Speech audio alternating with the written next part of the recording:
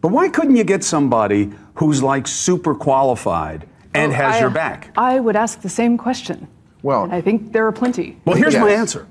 I think it's because News Nation anchor and ex-CNN host Chris Cuomo was on the most recent episode of Real Time with Bill Maher, and he got into a sassy, funny back and forth with a Trump-voting Fox News host on the topic of Trump's cabinet nominees. And the Fox News host in question decided to play dumb about what would possibly motivate Trump to appoint such wildly controversial and unqualified people to some of the highest offices in the country. And Chris Cuomo answered her in a pretty funny fashion. But before we unpack all that, if you end up liking this video and you want to support the channel, please be sure to hit the like, subscribe, and alert bells before you go. All right, friends, we got another video about the most recent episode of Real Time with Bill Maher, and there was a lot of good content in this conversation. And again, Mary Katharine Ham, who is the Fox News host in question, not the most deranged MAGA supporter you will find. She's one of the more reasonable Trump supporters on Fox News, as sad as that sounds. Chris Cuomo is a mixed bag. Okay, when he was on CNN, he gave some excellent interviews. He has one that is seared into my memory. I think it was in 2019 or 2020 with Texas Senator Ted Cruz, who appeared to hawk a book or a podcast that he was peddling at the time and got the grilling of his life by Chris Cuomo. The problem is, since leaving CNN, in my opinion, Chris Cuomo indulges into too many false equivalences, both sidesism. Even though he'll criticize Trump, he feels the need to balance it out with something about Kamala Harris and Joe Biden, because he needs to be fair and balanced. Here, he offers a pretty interesting take on Trump's cabinet nominees, and again, has a sassy back and forth with Mary Katharine Ham, all in good fun, I'm sure.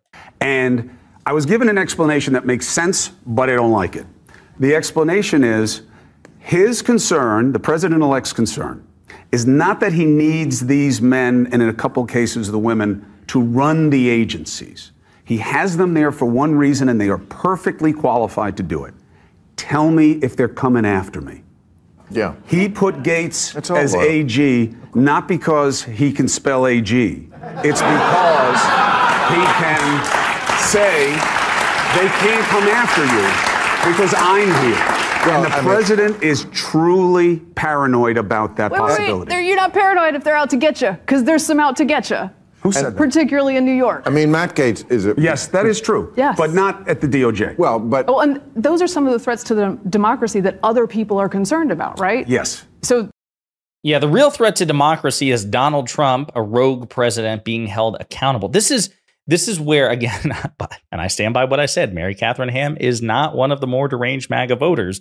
Believe it or not, this is what counts for reasonable in the MAGA movement. But again, the real threat to democracy is if Donald Trump breaks the law, that the Justice Department might take issue with it. Well, she need not worry, since the Nixon era, I think it was 1972, the Office of Legal Counsel has had a longstanding memo, which the Justice Department has religiously observed, that you can't indict a sitting president. On January 20th, 12:01 p.m., Donald Trump will become the sitting president of the United States. And so at least for 4 years, he's effectively untouchable.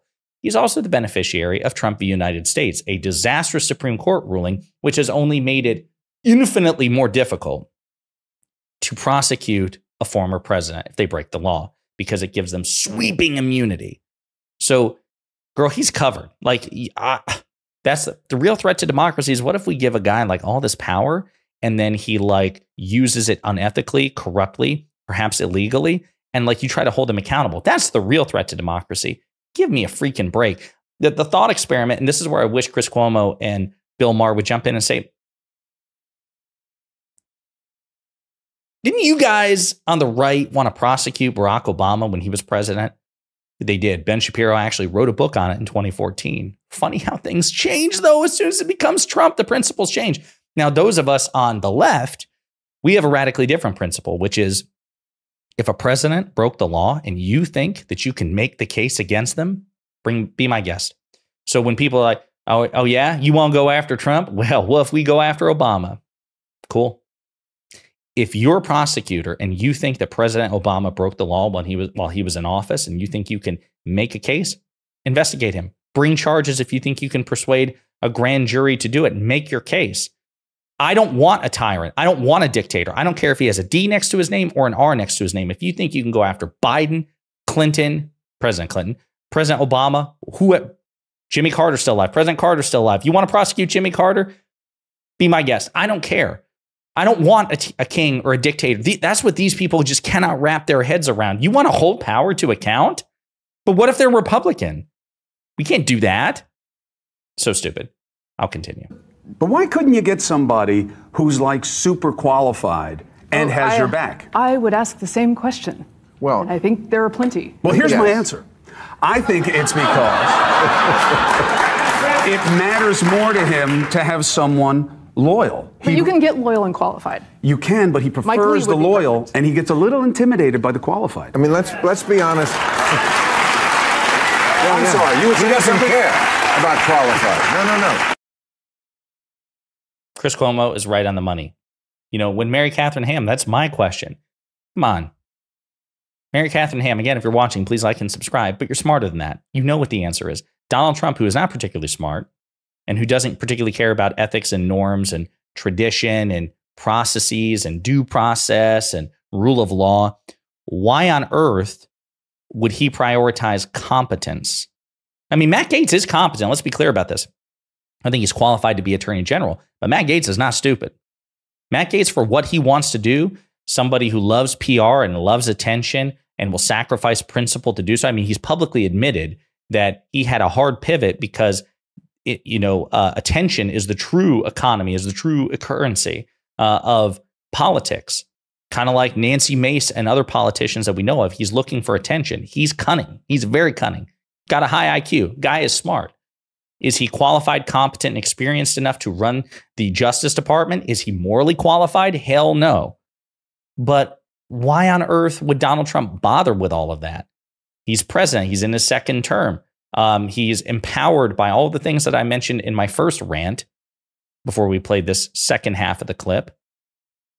So why bother with competence? He's concerned about himself, Mary Katharine Ham, himself. And Matt Gaetz checks that box. He's loyal and he's competent in the ways that Donald Trump needs him to be competent, which is just doing whatever the hell Donald Trump wants him to do and what needs to be done to benefit Donald Trump. This is the willful ignorance. It's staggering. It's not that complicated. He's a malignant narcissist. He's a pathological liar. He is not, never was, and never shall be concerned with the rule of law, processes, tradition, norms, peaceful transfer of power, the American experiment writ large. He is president because he wants to protect himself from prosecution and to aggrandize himself.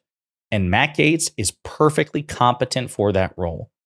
And also, as Chris Cuomo says, the other type of competence, the institutional competence that you might see from current FBI director, who was also appointed by Trump, Christopher Wray, or people like that, is that competence may reflect a loyalty to something higher than Trump.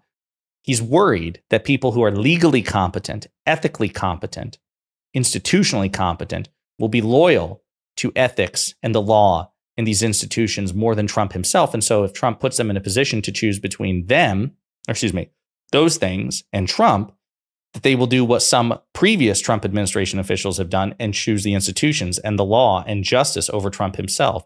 That's why he doesn't want Bill Barr. Bill Barr, in my opinion, is a terrible person, but he is an institutionalist. He has a warped view of the institutions, but he did choose the institution ultimately over Donald Trump. I don't want to see Bill Barr as Attorney General again, but I definitely don't want to see Matt Gaetz. And there's a reason that Donald Trump has given the finger to Bill Barr in choosing the likes of Matt Gaetz. And it's really not that complicated. And people who tell you it is, they're either lying to you or they're not very bright or they're not paying attention to politics, in my opinion. In the meantime, let me know what you think in the comments.